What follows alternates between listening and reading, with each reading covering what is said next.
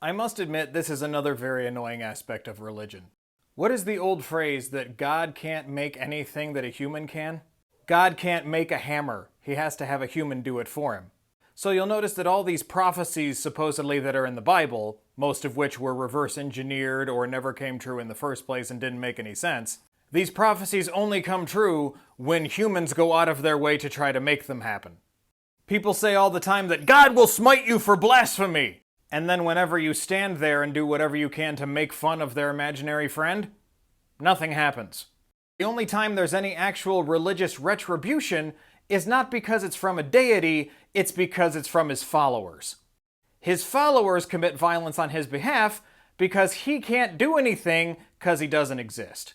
And so they hang around and they wait for something they can make an excuse for or reinterpret, like when Christopher Hitchens got cancer.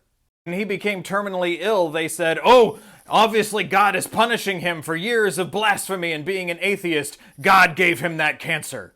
To which he very astutely pointed out, how banal and stupid is it for a supposed deity to give me a cancer of the throat, which conveniently always happens to people who smoke and drink, which he did heavily. Meanwhile, people across the world who sit there and die in poverty and in sickness pray to God every single day and nothing happens. It's just the mental gymnastics that people have to go through in order to pretend that that God is actually there. When in reality, as many people have pointed out, a world with no God in it looks suspiciously like the one we're in now.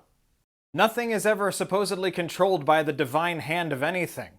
It's always controlled by the people who claim that divine hand is there. That divine hand that always conveniently aligns with their own biases and prejudices. Remember, their version of white conservative Jesus from Nebraska conveniently hates the same people that they do. Except now they are openly replacing Jesus with Donald Trump.